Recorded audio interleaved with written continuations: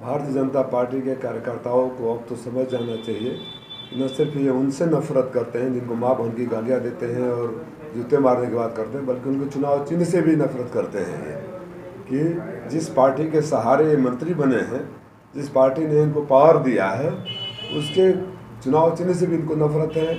उनके मंत्रियों, उनके सर्वोच्च नेताओं के बारे में जो अपशब्द बोले थे, गालियाँ दिया था, जूते मारने की बात किए थे, अब इसके बाद क्या बचा है भारतीय जनता पार्टी के कार्यकर्ताओं को इनके साथ खड़े हों। मुझे तो खेद है उन भारतीय जनता पार्टी के नेताओं को जो इनके साथ चल रहे हैं। मुझे उन पर दुख होता है कि अपने सर्वोच्च नेता के बारे में पहले गाली सुने, इनसे माँ बहन की गाली सुने, अपने केंद्रीय मंत्री के बारे में कार्यकर्ताओं को जूते मारने की बात सुने। अब ये उनके चुनाव चिन्ह के बारे में भी ये बोल रहे हैं कि मैं इसीलिए मैंने कमल नहीं लिया, छड़ी लिया। छड़ी कमल के सहारे आज खड़ी है। तो अगर उनके चुनाव चिन्ह से भी इनको इतना नफरत है तो भारतीय जनता पार्टी के कार्यकर्ता इनसे मोहब्बत क्यों करेंगे। हो सकता है कुछ नेताओं की मजबूरी हो सरकार में रहने की वजह से कि इनके साथ चलने का दिखावा करें, लेकिन मन से कोई इनके साथ है नहीं। जिनके आसपास चल रहे हैं सबका आशीर्वाद मेरे साथ है। भीड़ तो खूब हो रही है। कहाँ भीड़ हो रही है? प्रकाश के साथ पीछे जिंदाबाद। भाड़े के भीड़ से कुछ नहीं होगा। भीड़ तो इन्होंने 2023 उपचुनाव में भी दिखाया था। बोले थे कि जितनी बड़ी भीड़, ऐतिहासिक भीड़ थी, जनता ने दिखा दिया भीड़ कहाँ है। और भीड़ मैंने भी देखा, इनकी सभाओं में भीड़ नहीं हो रही, इसीलिए कभी जनता में नहीं जा रहे हैं। एक मोहल्ले में इकट्ठा करते हैं, एक हॉल में लोगों को इकट्ठा करते हैं, अपने कुछ लोगों को खड़ा करते हैं और भारतीय जनता पार्टी के नेताओं पर लखनऊ से, दिल्ली से दबाव डलवाते हैं कि इनके साथ चले। मन से कोई भारतीय जनता पार्टी का कार्यकर्ता इनके साथ नहीं, नेता साथ ही। क्योंकि गाली तो उनको भी दिए थे ना। अब तो उनके चुनाव चिन्ह के प्रति नफरत के भाव के बाद क्या बचा है? वो तो लोग मालिक कर रहे हैं। क्या भाई मालिक हैं हमारे। अब उनकी मजबूरी क्या रही है मैं तो नहीं कह सकता, लेकिन मैं जानता हूँ कि हमारा समाज बहुत गुस्सा में है। इस तरह के सार्वजनिक बेइज्जती करने का दुस्साहस ओम प्रकाश राजभर ने उस समाज को किया है जो कभी न किसी का अपमान करता है, न अपमान बर्दाश्त करता है। 7 दिन में उन्होंने खदेड़ा होने का अल्टीमेटम दिया है। आज चौथा दिन। 3 दिन बाद भाग जाने वाले हैं क्या वो? 15 दिन पता है, अब शायद 7 दिन बाद वापस चले जाएंगे। हम तो 12 साल से यहाँ हैं। जो 12 साल से यहाँ है उसको 7 दिन में खदेड़ने की हैसियत किसी में नहीं है। यह अहंकार अपने पास रखो ओम प्रकाश राजभर जी। और मंत्री का धौंस उनको दिखाओ जो आपके नीचे हैं, और जितना धौंस दिखाओगे उतने आपकी दुकान बंद हो जाएगी। पूरा बयान बताइए आप। मेरा वीडियो देखा है, उसमें जिला पंचायत अध्यक्ष जी को खड़ा करा कर पूछ रहे कि इनका मालिक कौन है।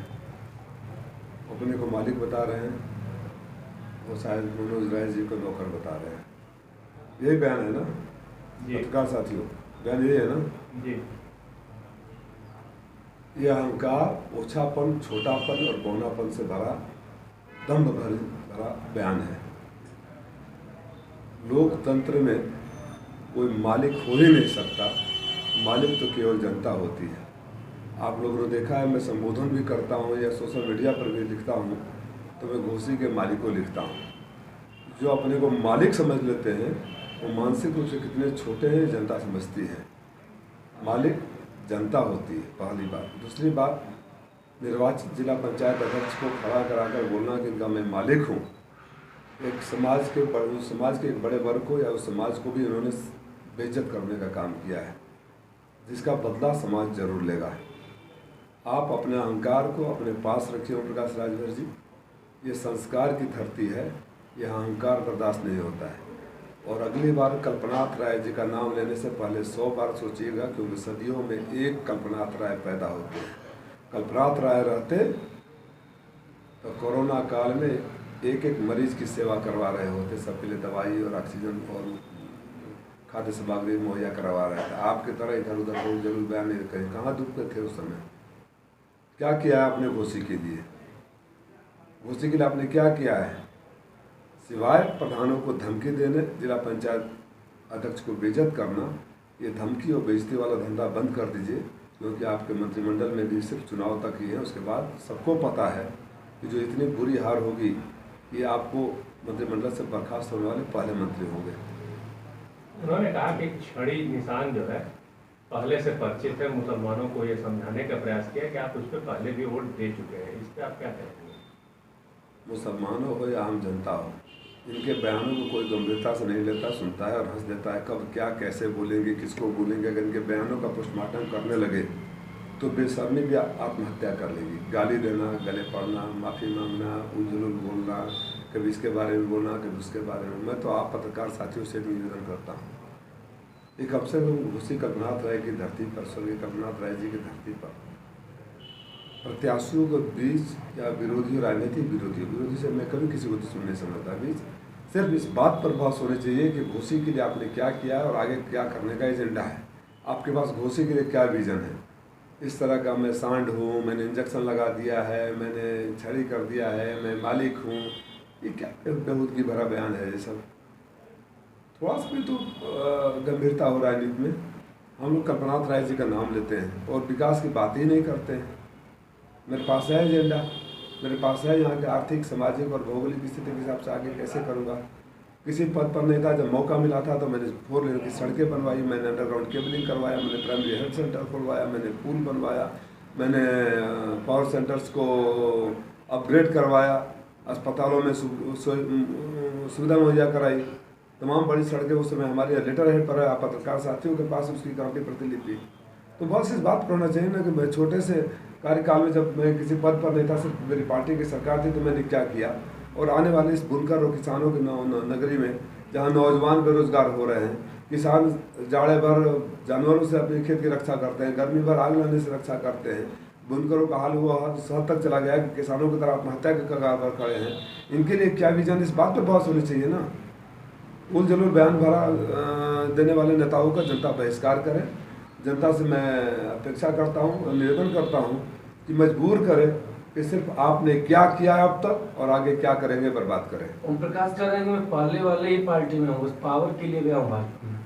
अब देख लीजिए, वो बोलते थे तो मुँह सांप होते हैं ना, ये तो पता नहीं इनके कितने मुँह हैं, कब किस मुँह से कौन सा बयान दे दें।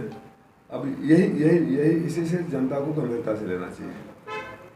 0522 इतना ही बोलकर वो कह रहा है कि एक नंबर जारी होगा और वहाँ से जब फोन आएगा तो ओम प्रकाश राजभर दिखेगा थानेदार को, तहसीलदार को और अन्य लोगों को, जिसको समस्या हो नोट कराए, उनके समस्या का समाधान होगा। ऐसा बयान वो अपने मंच से दे रहा है। मैं घोषी नहीं, पूरे प्रदेश से देश की जनता को पता है कि ऐसे चढ़ाकर उन्होंने अपने एक जिलाध्यक्ष को भेज दिया था थाने में, और जो कुटाई बेचारे को हुई उसके बाद उन्होंने पहचाने से इनकार कर दिया।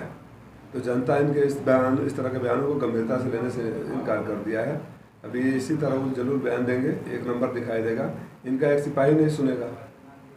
इनके सबको पता है कि क्या है, एक सिपाही तक का ट्रांसफ़र नहीं करा सकते हैं। राजभर ने भारतीय जनता पार्टी के नेताओं का मजाक उड़ाया है, कहा कि भीख मांगने वाले लोग ठंड में बैठे हैं और राजा धूप में बैठा है, इन लोगों को धूप में बैठाना चाहिए। इस पर क्या कहेंगे?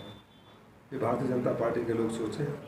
भारतीय जनता पार्टी के कार्यकर्ताओं को याद है कि किस तरह इसी व्यक्ति ने उनको माँ बहन की गालियाँ देकर जूते मारने की बात करी है, आज फिर भी का कटोरा दे रहे हैं। मैं भारतीय जनता पार्टी के कार्यकर्ताओं से निवेदन करता हूँ कि राजनीति अपनी जगह है, जीत हार अपनी जगह है, लेकिन इस तरह बार बार बेइज्जत होने से अच्छा है ऐसे आदमी को सबक सिखाकर, बार बार गालियाँ सुनने से अच्छा है ऐसे आदमी की जमानत जब्त कराकर राजनीति में ऐसे लोगों की एंट्री हमेशा के लिए बंद कर दे। पार्टी चाहे कोई भी हो, आत्मसम्मान से बड़ी कोई चीज़ नहीं होती है।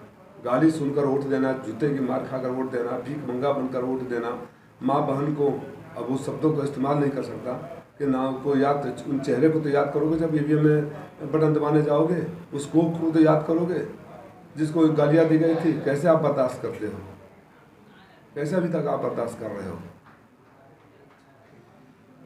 आयोग से मांग करता हूँ कि इस मंत्री को, जिन्होंने अपने पुत्र को जिताने के लिए इस लोकसभा क्षेत्र में लगातार धमकी भरे बयान, प्रधानों को, निर्वाचित प्रतिनिधियों को, जिला पंचायत अध्यक्ष को लगातार धमकी भरा बयान और बेइज्जत किए जा रहे हैं, कभी माइनॉरिटी को, कभी निर्वाचित जनप्रतिनिधियों को, इनके प्रचार पर तत्काल इस लोकसभा में रोक लगाएं।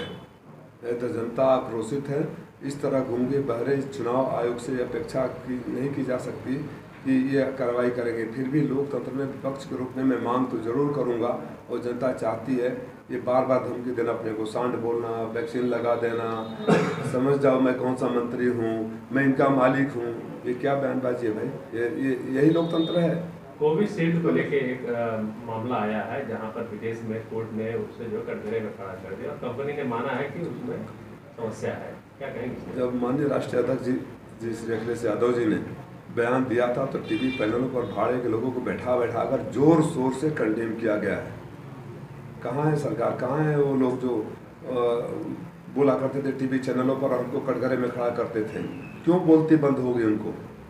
चंदा लेकर कुछ भी करवा देंगे आप, चंदे के लिए ऐसे वैक्सीन लोगों को जबरदस्ती करवा देंगे। माननीय मोदी जी का फोटो डलवा कर, जैसे वैज्ञानिक माननीय मोदी जी रहे हो, उन लोगों को जवाब देना पड़ेगा ना।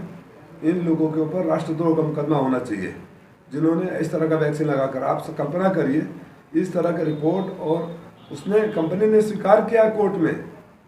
अब तो उसके बाद कुछ बचा नहीं। जो लोग, मैंने भी कोविशील्ड लगाया है, मौत तो ऊपर वाले के हाथ में होती है, लेकिन तमाम करोड़ों लोग जिन्होंने वैक्सीन लगवाया उनको ऊपर क्या गुजर रही होगी, किस भय से वो सो रहे होंगे। जिस तरह से लगातार मौतें हो रही है, कोई एक्सरसाइज करते हैं, कोई डांस करते हैं, कोई पूजा करते हैं, कोई शादी करते हैं, नौजवान लोग मर जा रहे हैं, इसका जिम्मेदार कौन है? कहाँ है भारतीय जनता पार्टी के प्रवक्ता और नेता जो अपने को वैज्ञानिक समझ रहे थे?